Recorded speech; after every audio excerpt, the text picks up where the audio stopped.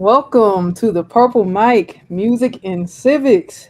This is our listening room and our seventh month of celebration of having this podcast up and running. I want to thank everyone for tuning in. First, I just want to start off by saying that this will be an intergenerational conversation where we're bringing music and civics together, just to reach a different audience of people. Um, and we're actually reflecting on episodes 4, 5, and 6, which will be episode 4 will be gaslighting as gospel, episode 5, the paper trail they can't delete, episode 6, retaliation by proximity. um but before we jump into everything, I would love to do like a round table of everyone introducing themselves. We have everyone is a teacher or educator of some sort, but I would love for you all to share who you are, and we could, I guess, start with Bianca. Hey everybody, my name is Bianca Jones. I am originally from Lathrop Village, Michigan, living in the DMV area. I'm currently a music educator in Washington, D.C. I also am a vocalist, an arts administrator. Very happy to be here today and very happy to be here with people that I have known to love throughout many, many years. Oh, okay. I'll turn it over to Jenna. Yeah, I guess so.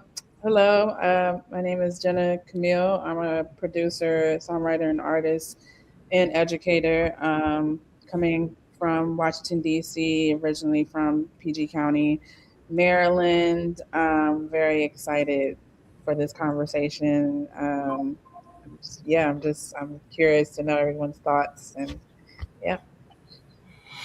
Nice to meet you both. Hey, I'm Kirk Whalum. I have the distinction of having been Alex's sax teacher, and I also play the saxophone for 56 years now.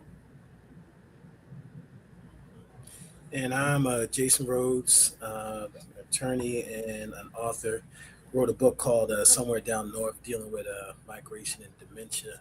And I'm from White Plains, New York, but living in Baltimore. And good to meet everybody. All right, good evening, everyone. I'm Parish. I'm the host of Pardon Me TV, as well as a DEI consultant. In a previous life, I was a classroom teacher, and I worked in higher education, based in Detroit, Michigan, from Detroit. And I am Astrid Koa.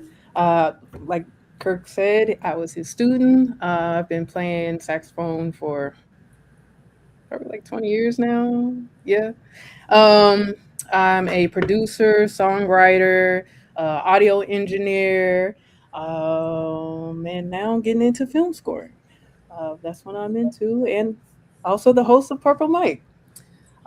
So I want to get things going and started. I'm super excited. I'm also from Washington D.C. Had to throw that in there. So I'm gonna go ahead and get it started. I have a little conversation starter. Um, like I said, I am celebrating 7 months of Purple Mic, and if you could use any word to describe this podcast, what would you use and why? And there's no specific order.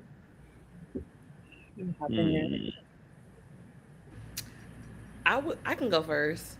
Mhm. I would say on time. I think that there's a need for a platform like this. I love the fact that our call tonight is intergenerational.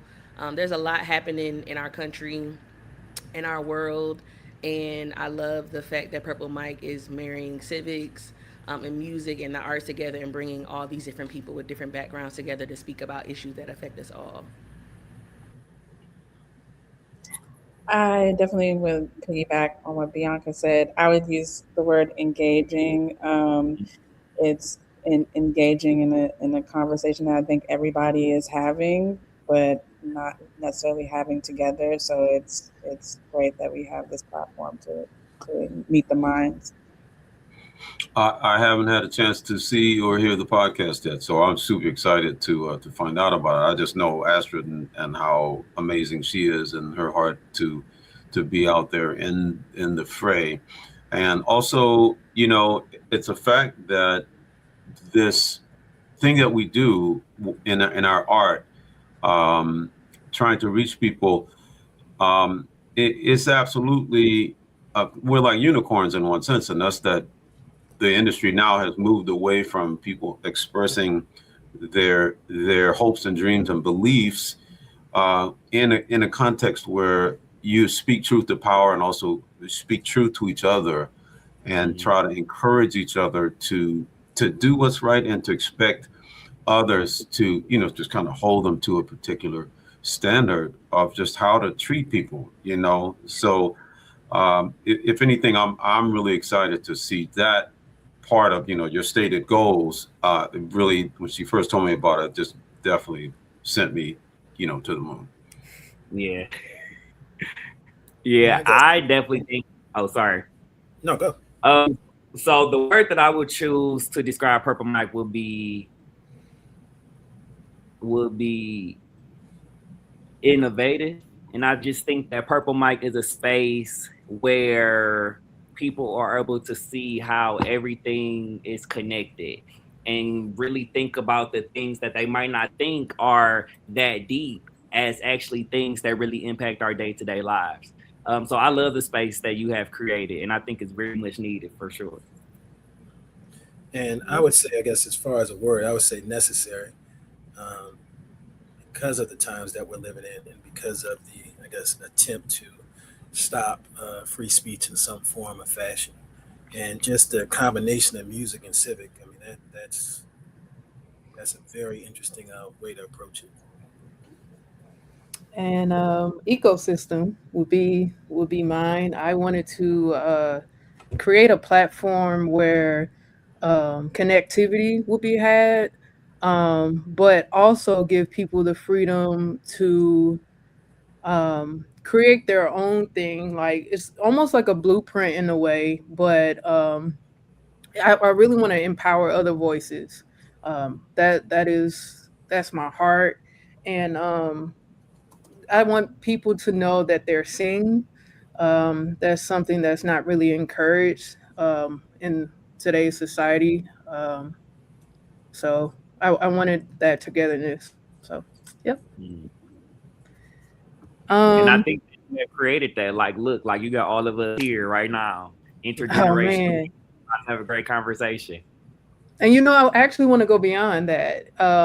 My goal is to pull in Generation Z, Mm, um, and like have like full completion of that, so we can all meet eye to eye, put all of our ideas, feelings in one hat, and just expand on that. So yeah. that's yeah, that's the goal. That's my heart. Um, well, I would love to start with the first clip. That is starting in the Gaslighting as Gospel episode. That's episode 4. And the name of that clip would be "Don't Let Them Control Your Mind. Education is Power." Mm. I'll give that a second to pull up.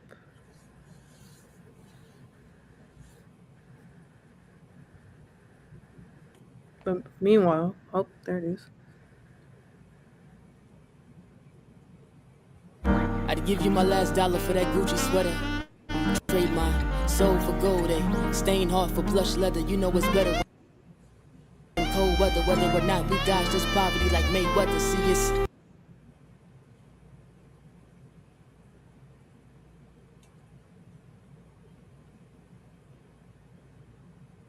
Oh,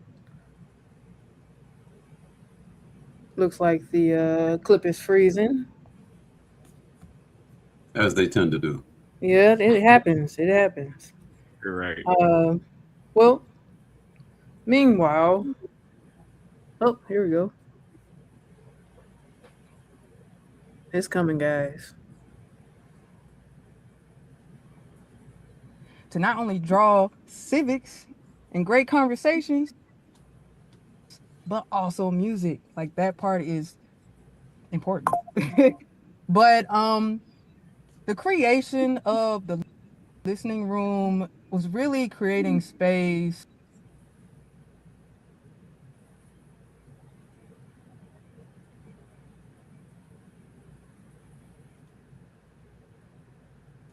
Okay, that's freezing too. Well, I can speak a little bit on it while we're trying to get that together. Um, but this was a conversation I had with Parish, um, where we were basically coming from a space of um, wanting. Well, we were speaking about education and how it's important to teach people how to think critically, and beyond that, how they are using, well, how they're defunding the educational system to like discourage people from moving in that space. um I'm trying to like, let's see. um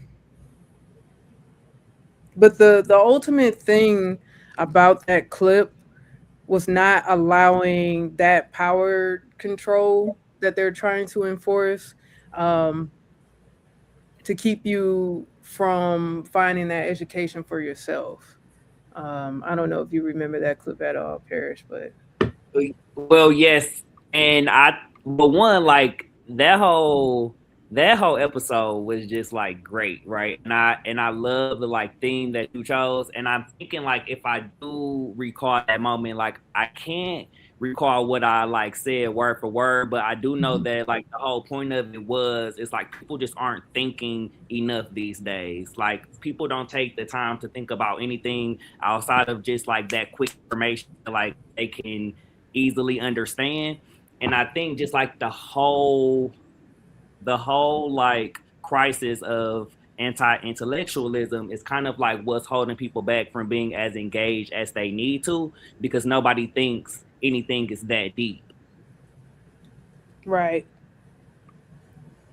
And I sorry, I lost all of the okay. I think the video To is loaded. show people how music and civics actually work together. Throughout time, I feel like that has been a loss, um, just a lost component within, as far as movement goes, and that's something that we want to bring to the people. Yes. Yeah. What you got to say about that, man? It look like Oh you. no, like what one, I think that you are spot on. That's something that we need to bring to the people. And I think that especially in this moment, the connection between like civics and music will just touch people who probably don't even know that this is what they need to be involved in. So you spot on. You know what?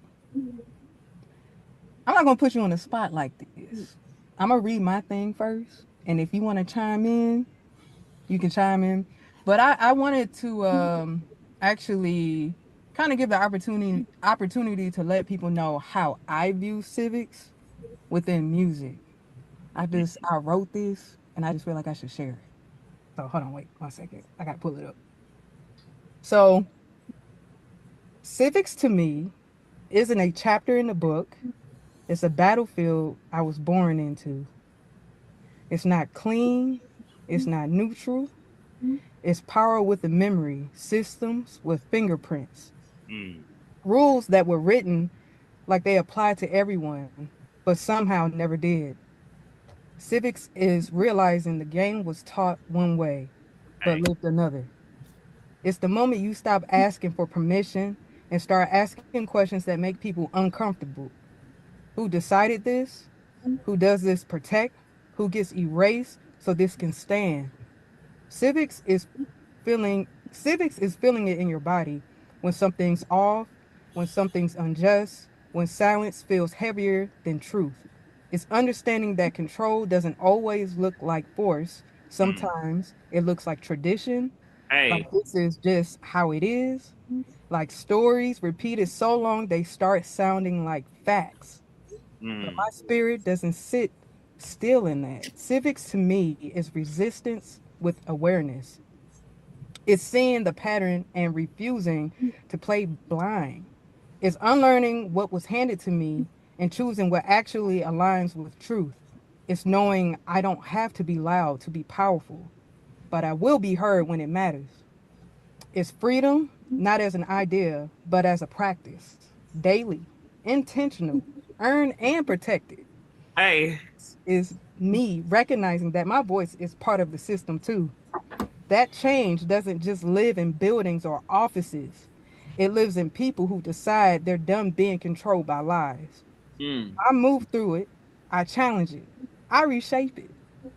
Because if civics is power, then I'm not standing outside of it, I'm in it. And I'm not powerless.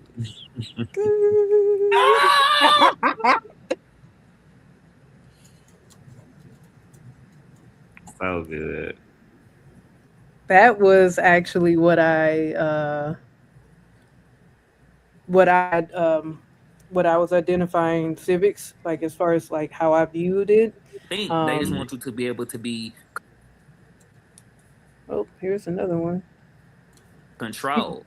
And I think it's such an interesting thing because I remember in like one of our previous conversations, we were talking about how like literacy is so important. And the Hmm. fact of we already know half the country is illiterate, whatever that means. But knowing that is an issue that we already face and people don't even understand what words mean on a regular basis, to now be living in a world where you can literally see the definition of these terms change right in front of your face just puts us in such a grave danger. But I also think that that's why like things like education are defunded, and then we got the police getting maximum funds because they don't want you to be able to think. They just want you to be able to be controlled. And I think that if people are able to connect the dots between education, literacy, and like civic engagement, then they will start to see why it's important that we all have a real understanding of what things actually mean. Because when we don't, your whole life can literally change right in front of you. Mm,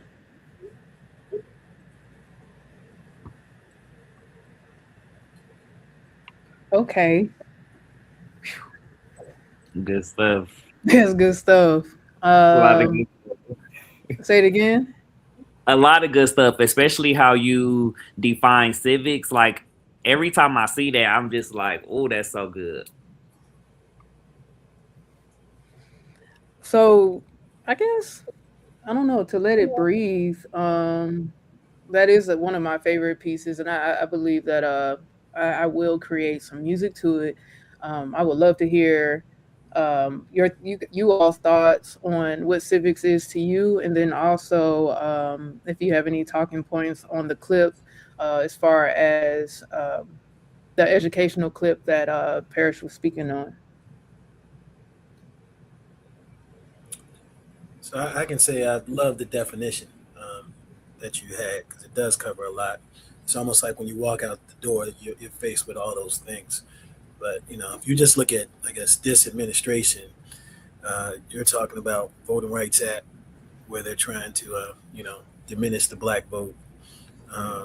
Talking about going from prison to probation, and now you have tech, which is going to try to control everything.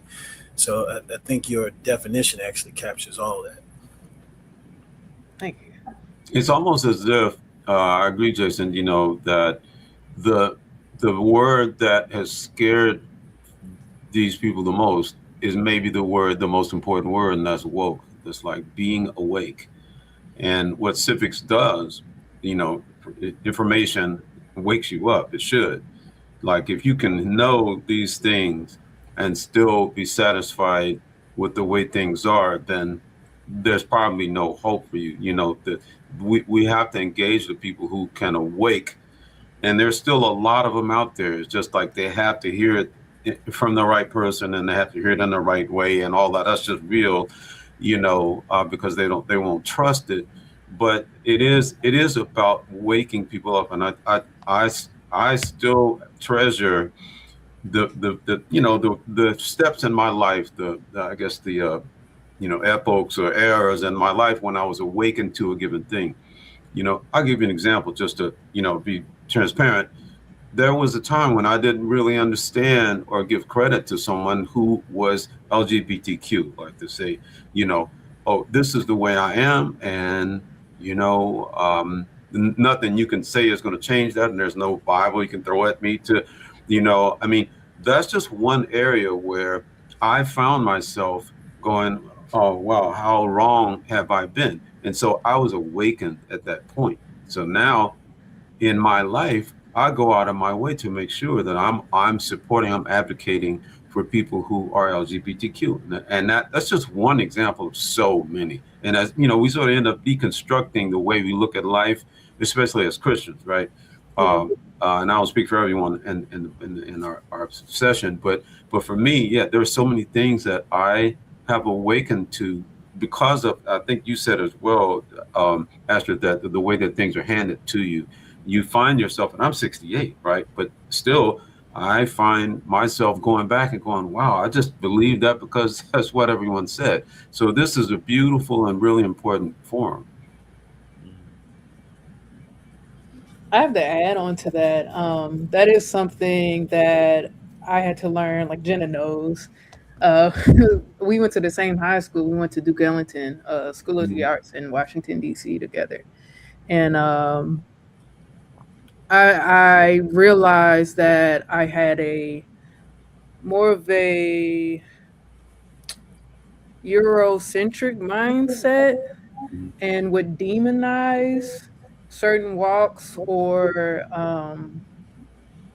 I guess practices or ideals because of the box that I was kind of like brought up in.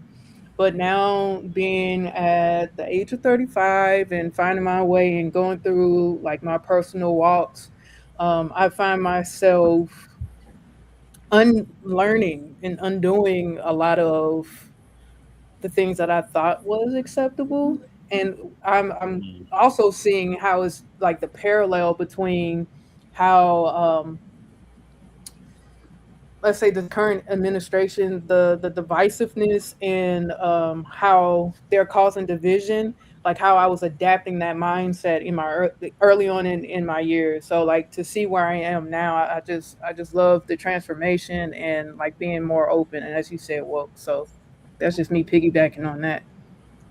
Yeah, I mean, first of all, I want to say kudos to both of you for the transformation that you have been able to experience. It definitely is a wonderful experience to be able to re-examine yourself and expand the boundaries that you have. So I really appreciate hearing that. I would say I ain't gonna lie. I had to look up the definition of civics just so I knew what I felt like I was talking about. I was like, what? But one of the words that stuck out to me was responsibility. Um, and I think we talk a lot about freedom. We talk about a lot about rights, but in those things comes responsibility and responsibility to each other. And I think that you can't have a civilization. I guess civics is supposed to be um, derived from without interrelationships between each other, and for that you need to have a level of responsibility for each other. So for me, that's what it's mainly about, is learning how to see outside of oneself and your own personal relationship with the world, um, versus like seeing all of our relationship with each other and then with the world, um, and being able to strike that balance between self-preservation and community. Yeah. Something that I always say is that we all belong to each other. And I think if everybody just like took on that mindset and understood that the people living in the world with us, like we all kind of like have to work together in order for this thing to be as great as it can be, then the people like take that responsibility more serious, right? So I'm on the same page with you, Jenna. And I really define civics as everything, right? And I think that people don't understand that civics and our civic engagement and just how much we pay attention to the world around us dictates what the world is like that we have to live in. And I think that platforms like this, conversations like this, put people in a space where they are able to opt in to understand like how everything is literally connected, from who we vote for to how we treat people, to the churches that we go to the words that we choose to use in our conversations. Like all of those things are shaping our reality every day. And I think that just when folks see that everything matters, then that is like we'll get to where, you know, we can see some of that progress that we all like know that the world needs. But I define civics as literally everything. Like it's literally everything that we have to encounter. And that I love that piece that you made so much because it covers everything, right? Yeah. So yeah, like civics, and if we can get everybody to see that their day-to-day lives isn't something that's just because, then you know we could start making some change around here. I just wanted to add, just thinking about what everybody said and the definition that you gave, Astra, as well as what you also brought to the conversation, Parish. I loved how you all spoke about the fact that with civics, it's like you're in the middle of everything that's happening. I think a lot of times people think that they have a choice, and the reality is like we are all living these things whether you choose to engage in them or not. And I think that's important that people understand that. And I believe that platforms like this help people to recognize that all of these things are connected. We are all engaged. Whether you want to be a part of it or not, you are still a part of it because it is actively affecting your life. Everything about what you do is being affected by these things. So I really appreciated that definition of how civics it's like it's you recognizing or coming awake to the idea that you are in the midst of a situation even if you didn't realize that you were in this situation, and then it challenges you to act accordingly or to find a place and a space to act, you know, for the better of the people around you, not just yourself.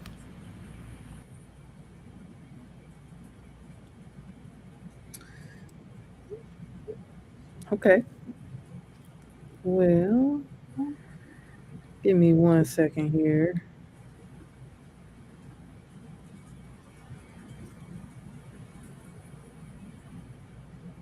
Control.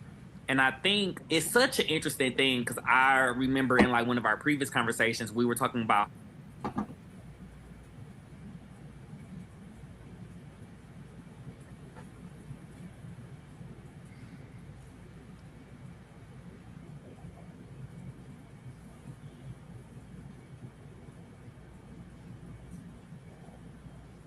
Uh-oh. Okay. Last thing I heard was talking about.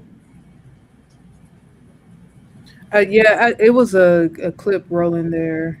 Oh, The cue didn't work, so but the next clip that we were wanting to queue up would be words losing meaning, the danger of changing definitions. And that's also on episode 4. So this is a conversation that I had with Parish where we were talking about how the administration is twisting certain words or meanings in favor for them, which is yeah, that's just it's crazy. But yeah, so yeah, the whole conversation was centered around like, okay, you can't say one word means this or by definition it means a whole separate thing, and then just for personal gain you want to twist it and I guess enrich yourself, your administration. Um and I'm trying to think what else we touched on, Parish. Um yeah, yeah, no, it's like that was, oh sorry. oh, go ahead. That was one of my favorite parts of that episode. And I think like it's just speaking to the fact of like kind of like how we were saying earlier, and like this is something that I like tell to to like folks all the time. Like one of my biggest complaints is like they have made y'all scared of being woke.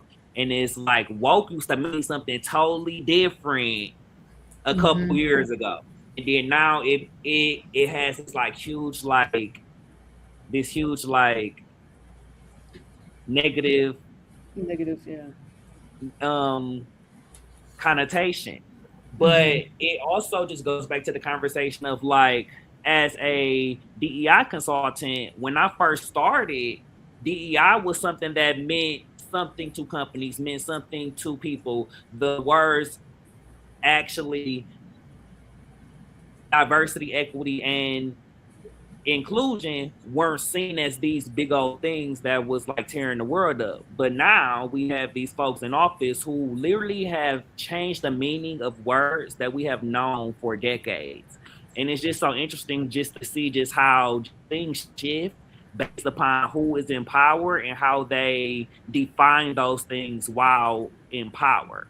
And just like thinking about work and just like having to use totally different language, because half of the like language that was in my work lexicon are now on a list where it's full of banned words. And it's just like stuff that just comes up in our day-to-day conversation that means totally different things now, just because folks have decided this is what this now means. Well, I think they've decided what it means. Yeah. I think woke is still woke. Diversity, equity, inclusion is still what it is. And so was prior to that affirmative action.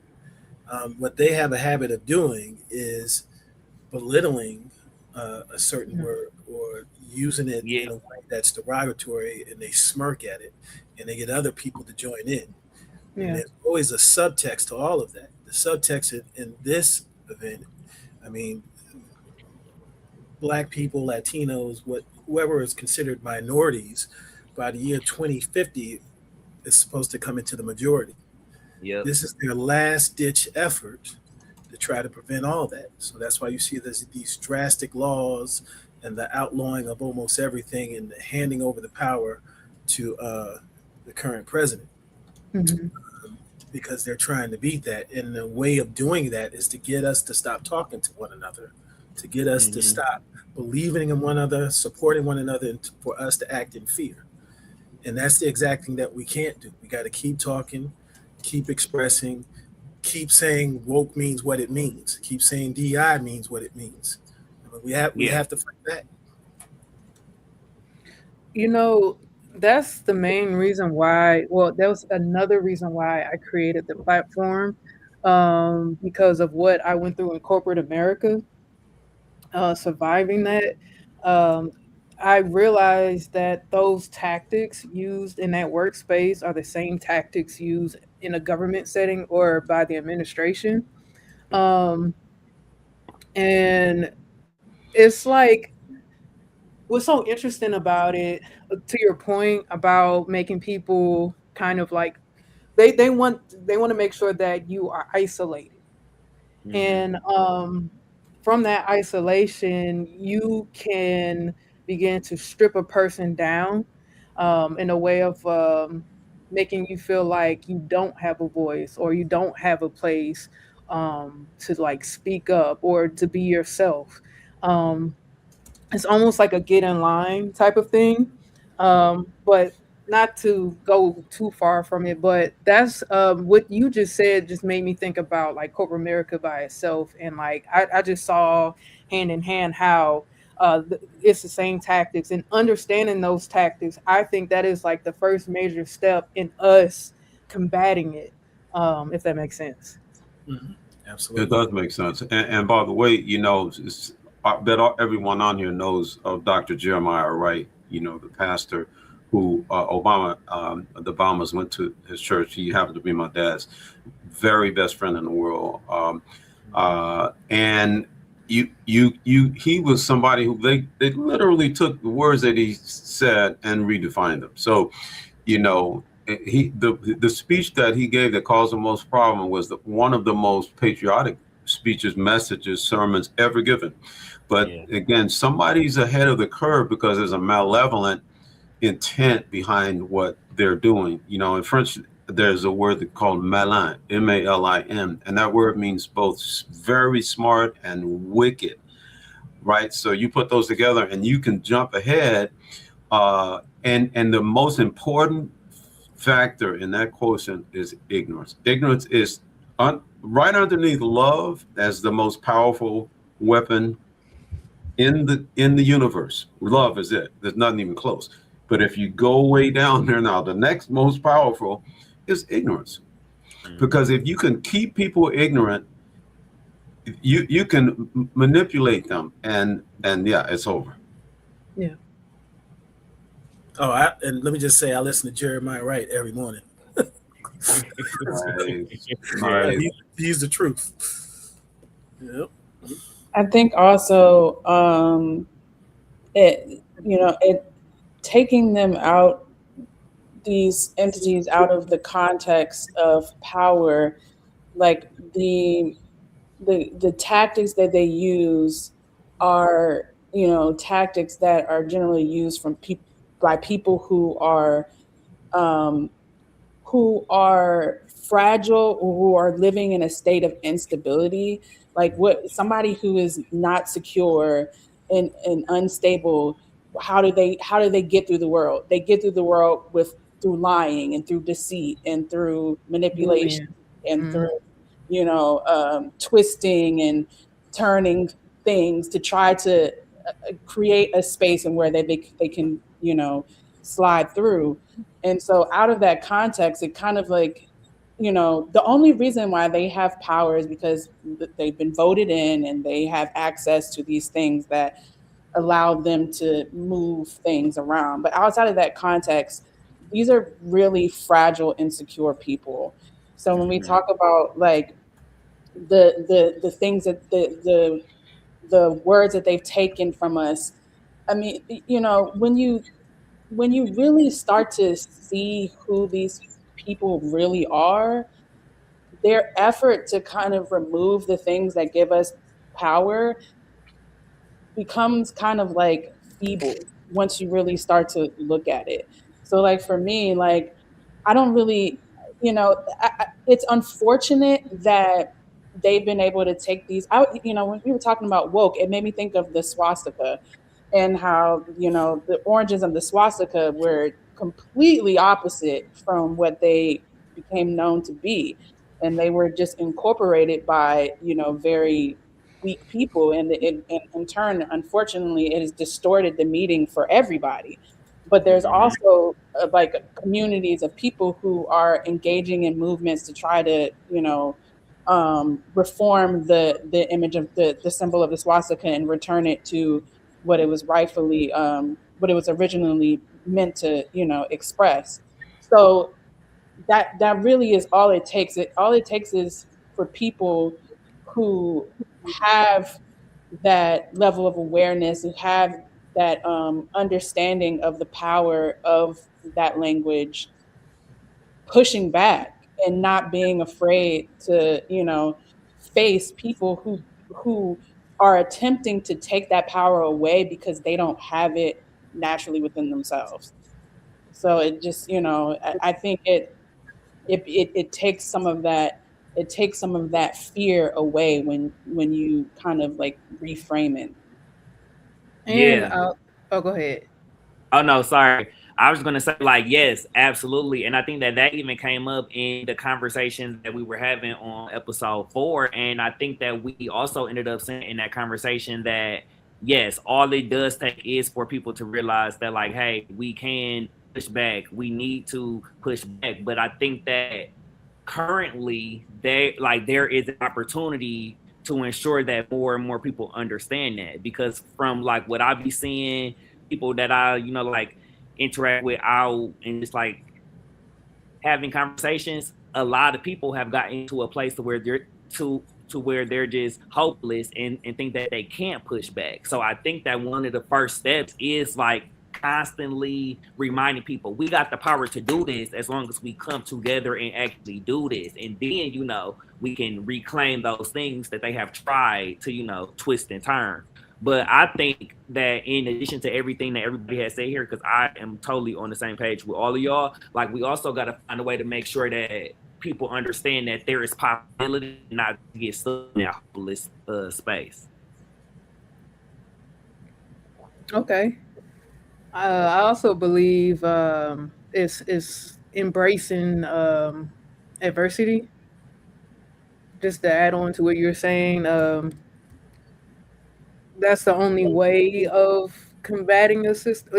I'm like adding on to what you're saying, but that's something that I noticed in like a lot of the situations that I was in, whether it was comfortable or not. I was willing to stand 10 toes in the situation and, just standing for what I believed in.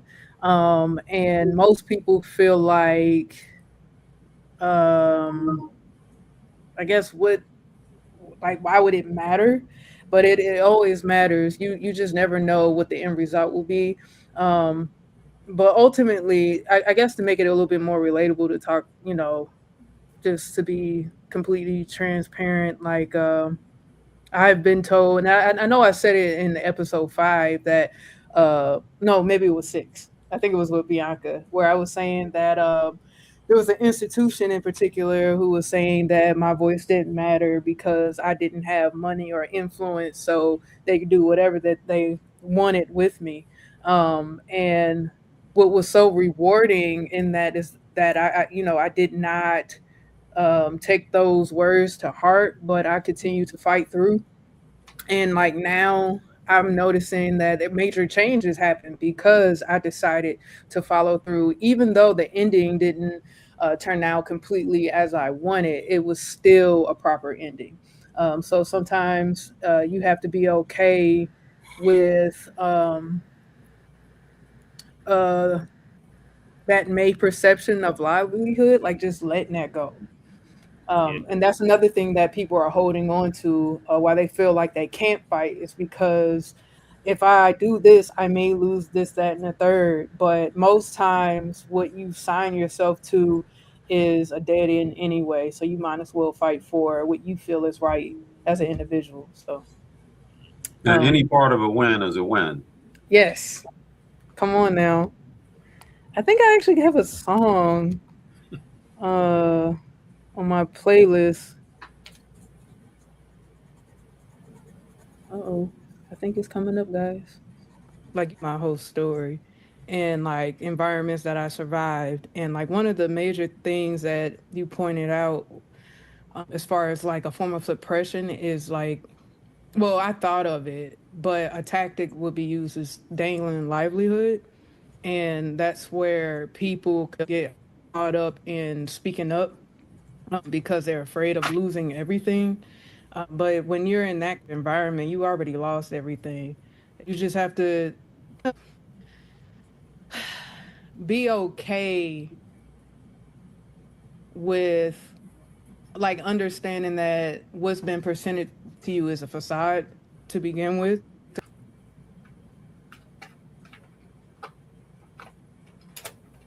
Oh, yep, that was for Bianca. Yes, but yeah, no, no, that was the whole thing. I think it's just people have to be okay with knowing that there's some things that you agree to that doesn't really follow your ideals, and you have to, do what you have to do and just stand in that truth.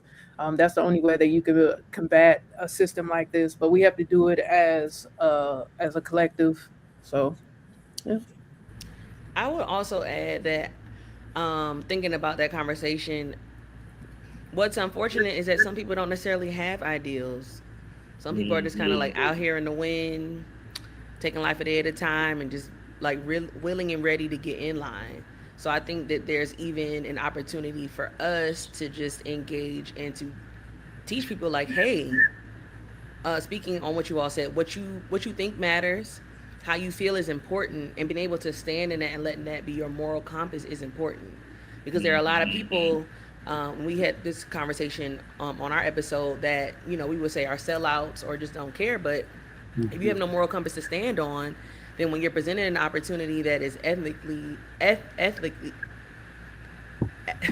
Okay. As we When you're see. presented an opportunity that is difficult to some, it may not be challenging to you. Yeah.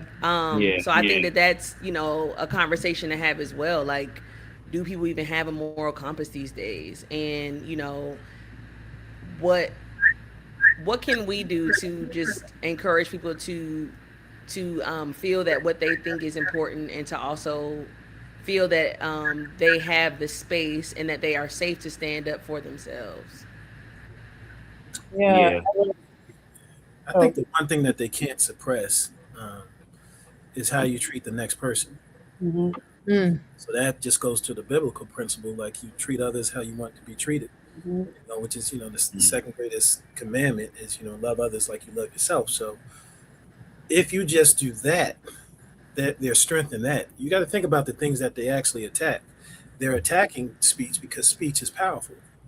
They're saying you're broke because they know your speech is invaluable, right? Mm. So the very thing that they attack, that's the thing that they're afraid of. Yeah. So you absolutely have to keep speaking. Or like you said, if you don't, you're already in the prison. You've Mhm. already been to the prison. Yeah, and I also am speaking to what Bianca was saying in terms of like moral compass, and also in relationship to how we treat people. One thing I realized about the supporters of the current administration, one thing I keep hearing is that they say that it feels like a family. And like it's like this sense of belonging that they're getting from this. And so my thing was like, okay, how can we, as as a collective, target that, and work with that? Okay, you want to belong to something. What if we gave you something else that you wanted to belong to? You know what I mean? I think that's what it really is. Like they're really, this is just these ideas of immigration and all this other stuff. These are just homes that they build around themselves, in which they get to like unite and communicate with other people, maybe people in their family, people in their neighborhood. And some people are afraid to leave that because of the community that they have built around each other. And I think this administration has been really clever in working towards that. And I think after the pandemic, when everybody became more isolated, that need for community got even stronger.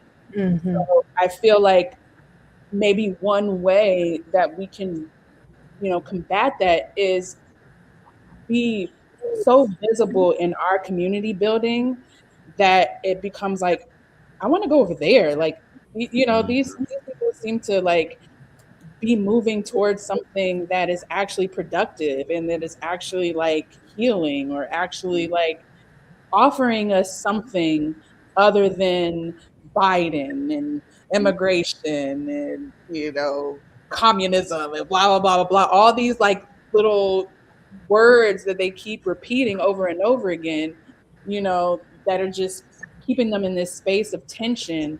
What if we were just so like just very outward about how we are building, and showing people what we're building, um, you know, so that it make it attractive.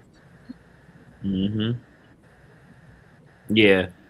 People ultimately just want something to belong to, and then they get caught up in things that might be counterproductive to what might be the best for everyone at hand. And I think like that just goes for like every group. Like people just want to feel a part of something, and it just sucks that, kind of like you just said, is that this administration is just clever and it got the people.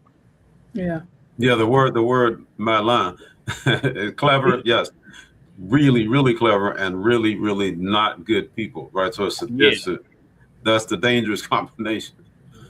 Evil. I also believe yeah, the outside of speech that they're attacking would be the arts, and that's another reason why I created the platform. Music, man, like hip hop. I just want to start there just by itself. Like we have like trap music, hip hop, boom bap, like just it's a wide range. But a beautiful thing that I'm seeing, normally there's always some kind of negative talk around it, but the beautiful thing that I'm seeing right now in underground hip hop that is kind of surfacing into mainstream, um, would be the activism in music right now. I don't know if everyone else is seeing it, but I think it's amazing. It's actually encouraging to me in my writing style, um, and I believe as it continues, it will be a force that they will try to dismantle. Um, yeah, So it's like I'm a, a I'm a little rebirth. bit older, right? Hmm. So if you go all the way back, right, to Hmm. consider the golden age of hip hop, you had like Rakim, KRS One, and they poor righteous teacher. A lot of individuals would speak what they call knowledge, right? Yeah. Then you had Public Enemy, right? And I remember going to college, and Public Enemy and that whole movement had it hit it really big. And I want to say this was early '90s, Hmm. and then there was a shift, and then NWA came on the scene. Yeah. And so you went away from that, you know, positive, hopeful music to describing gangster activity, right? And so, again, going back to it, individuals or the powers that be were aware of the positivity of the music. Hmm. They purposely made that shift. It's not that NWA's music was that much greater or better. They purposely made that shift because they saw how the music was feeding the youth. And if you go back Hmm. further than that, Curtis Mayfield, Marvin Gaye, you know, these uplifting songs that carried you along. Teddy Pendergrass, you know, the song you had, "Wake Up." So music is super powerful, and that's another thing that they try to either infiltrate, change, manipulate. And I want to say this to Kurt Williams too. Every other day, I listen to I guess the remake you did of what was it with Layla Hathaway, Make me a believer. "Make Me a Believer." Yeah, Mm. and just the power of music. I Mhm. mean, it takes you other places that you know you can't get else any other way. We also redid "Wake Up Everybody," Yeah, and yeah. so I mean I'm with you. Hmm. Yeah, I think one of the issues that I feel um, is disconnecting musicians from this kind of kind of like activist mindset is we're spending too much time listening to people who aren't musicians tell us what we should be doing, and like we should be listening to ourselves and also listening to our audience. Like I asked my kids that I work with, if their favorite rapper was Drake. None of them said yes. I asked them if their favorite rapper was Kendrick. All of them said yes. So Mhm. it's like we're hearing these people on the internet or people in podcasts saying what we should be doing. We should be posting 50 times a week and we should be posting our TikToks and all this stuff instead of asking the people, what do you guys need? What do you want to hear? We're not engaging. We're kind of treating the audience as if like either they're on board or they're betraying us by listening to trap, or they're betraying us by listening to all this stuff that we don't think is moral music. But it's speaking to something that is obviously very real for them, but also it's also speaking to the lack of engagement that we have with them. Because if we were engaging them and we were actually trying to see, because what I'm noticing is that people are actually responding to the more activist, socially conscious music. They are responding to the artists that are pushing boundaries, but part of the reason why they're responding to it is because they're responding to the authenticity. they're responding to the passion, and that speaks to something that, they feel or they can relate to. So I think that we need to step outside of kind of like the industry way of thinking of making music and actually, reconnect with why we do it in the first place. Because it's something that we connect with, but also it's something that helps us to connect with other people and to kind of like speak to, the this the overall story of our community and representing that. But yeah, I feel like we definitely need to get more in touch with that.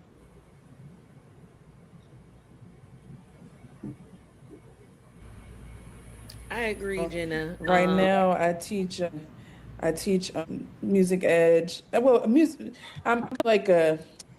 It's bigger than a teaching program. I'm actually a studio manager, so I produce for kids at the Boys and Girls Club, run a studio for them, and they come in and they produce their own tracks. They write their own tracks, and I pretty much help guide them and teach them some of the skills that are required to develop themselves into proper producers, proper songwriters, proper engineers.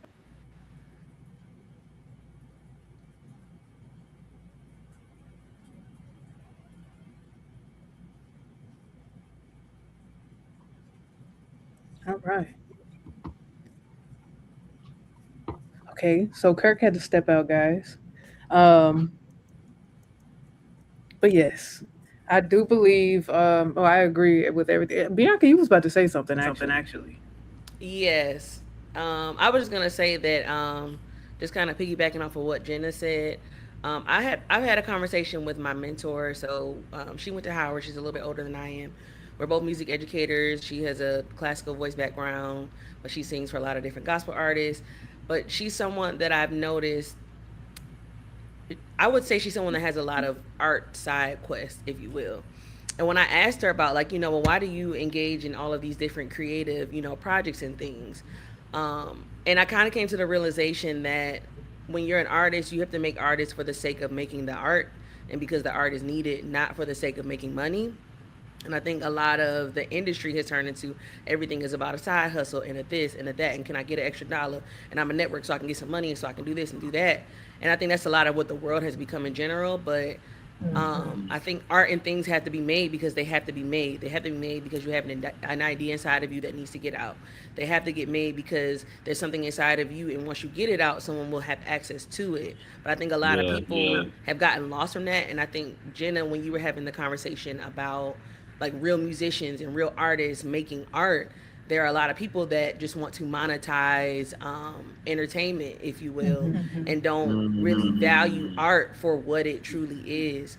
But the way I guess that I really started to understand who she was and her creative endeavors is just that, like, you make art for the sake of making the art, and then you worry about what happens from it after you make it. But a lot of people are not making art for that reason.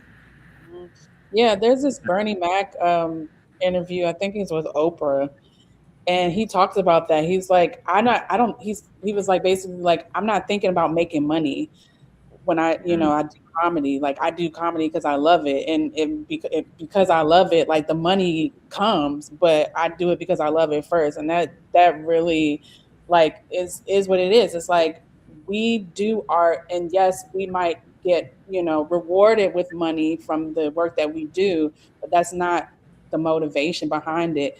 And Mm-hmm. know that if when you're really an artist, if the money doesn't come and you still doing it, you know. Because you love it.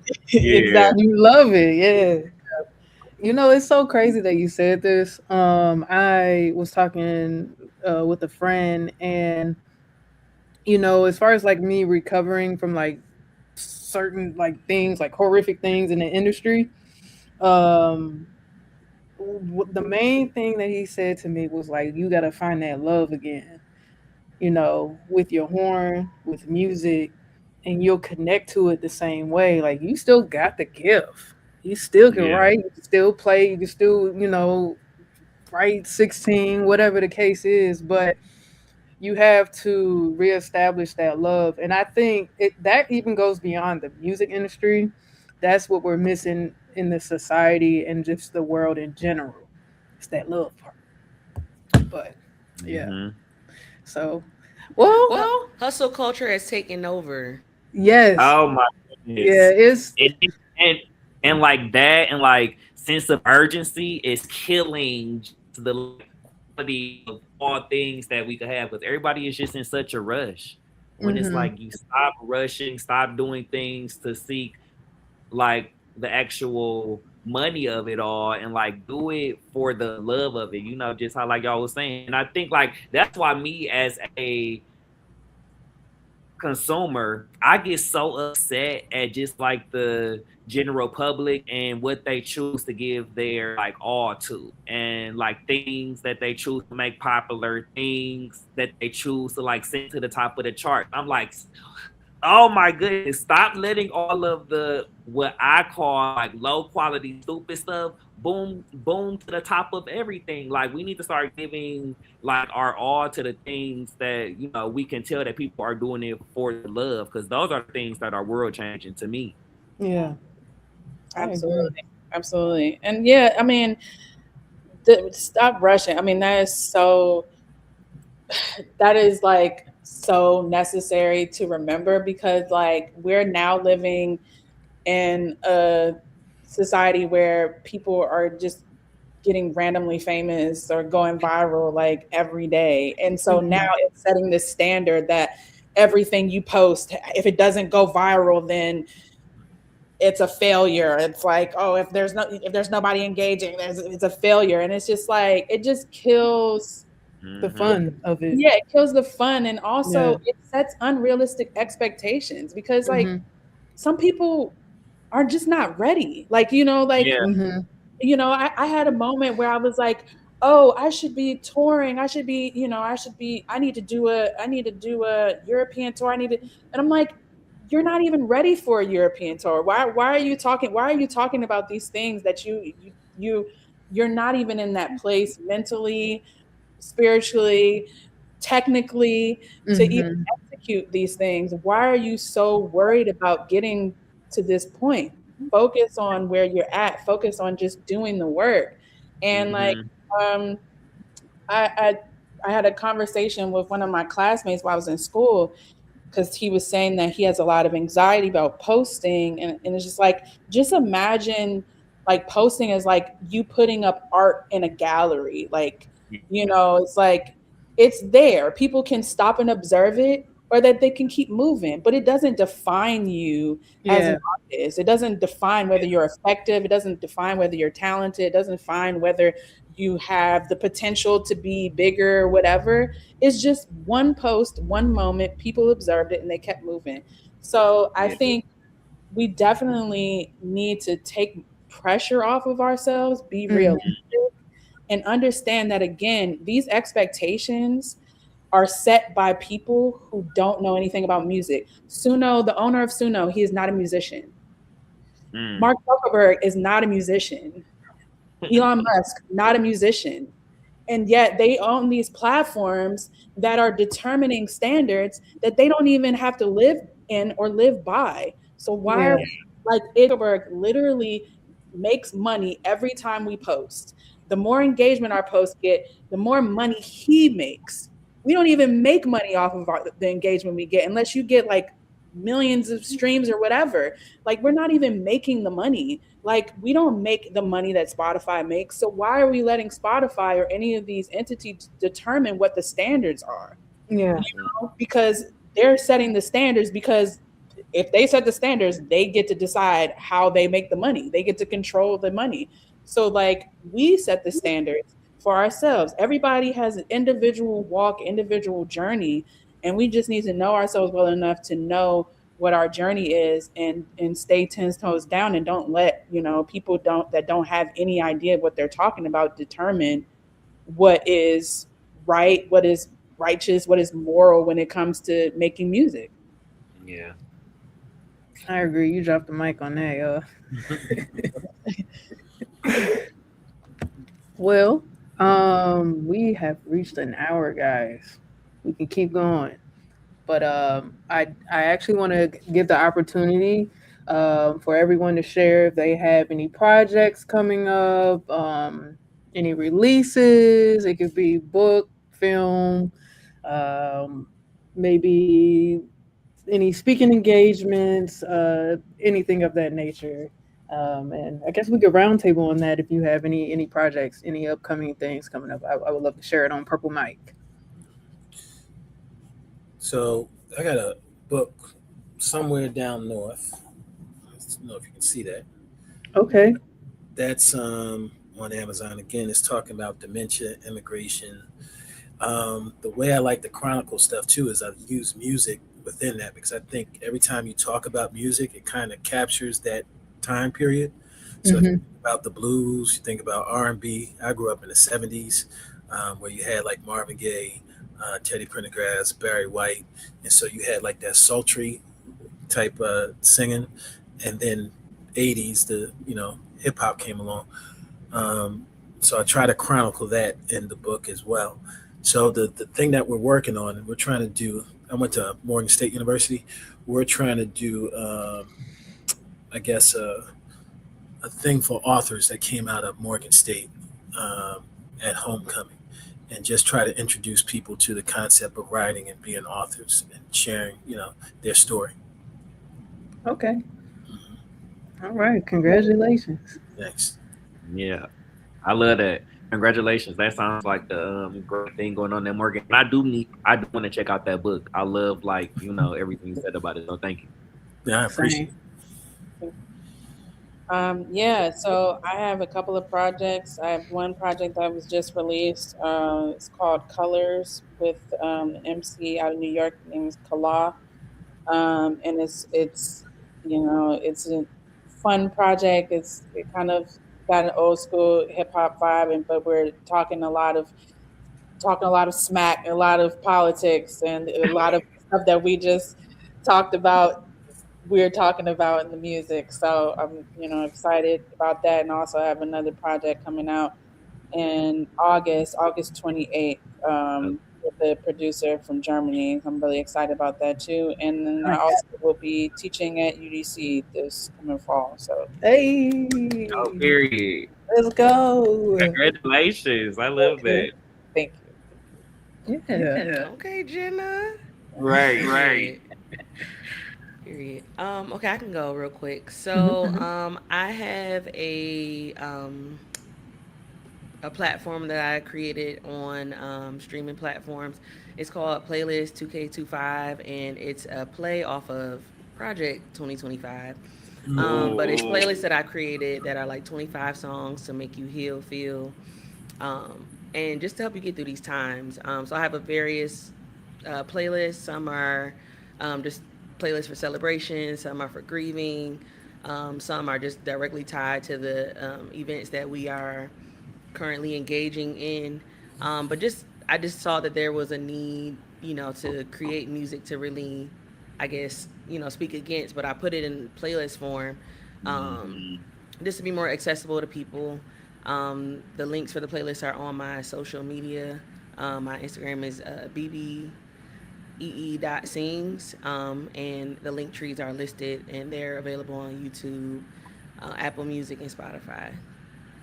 Can you put that in the chat? I can. Yeah. I love your playlist, Bianca. I think they're so good. I've been listening. I love it. Oh, I'm Keep it up. honored. Yes, no, we need We that. need. Um, so I don't have like any like special projects dropping at the moment, but I do just have things just always going on. So if anybody want to like follow my platform, Pardon Me TV, it is an entertainment platform that celebrates blackness and helps people understand like how the world really works so that they can figure out what they really need to do to change whatever they're seeking to change. And so I talk about literally all things black. I love black culture. I love black people. I love just thinking about the ways in which we can make the world better for us, which will in turn make the world better for everybody. So that's like literally infused into all the things that I do. So anybody watching, anybody on the panel, y'all can check me out at pardonme.tv. All right, all right. I thank everybody for coming on. I do have some projects coming up. I have an EP. I don't have a release date yet. I'm finalizing two records, so I'll be sure to put out rollout or some kind of promo on my Instagram account, which follows as astrid.coa. Um, I have a full length coming up, but we're gonna start with the EP first. I'm also working on a documentary. It's not a series, but it's basically I can tell a little bit about it. It's about not really necessarily like the slave trade, but it's a people group from different parts of Africa that made their way to Colombia and pretty much rebelled against the people who bought them in the trade. And they went deep into the woods. So it's like a whole interview thing about like how they retain culture and their history through art, fashion, music, food. Um, but I am doing the scoring for that, and I'm super excited. That should be possibly hitting the film festival in October. So I'll be sure to have that on my IG account as well. Um, and I believe the next episode I will have the the person who's over the film on one of my episodes. So I will be sure to keep you guys engaged on that. I'm super excited. So I have a film coming up, and then also an EP. So yes, no solid dates yet, but I will keep that in rotation for you all. Yes. Um, Everybody's so cool. yeah, man. Look, we moving forward. Look, I love art, so I'm glad I'm dipping my toe back in. Yeah, it's so cool, and it's so dope to be connected to y'all. Cause we didn't even mention that, like we all know each other. Now I am just meeting Mr. Jason Rhodes, Yes, but sir. me and Alex and Parish were all in the marching band together, the Showtime marching band of Howard University. Okay. And then we've been knowing Jenna forever since we was little. So it's just nice to be on this platform as adults, like speaking about these things and to be extending our network. Very nice to meet you, Mr. Rhodes. All right, man. So Enjoy, happy. enjoy being intelligent people. Yes, sir. Yeah. Right back at you. Well, I thank you all for coming on to Purple Mic. The listening room. Please like and subscribe. Give everyone a follow. And hope to see you soon. Thank you. Thank you all. Thank you. Good evening and good night. Good night.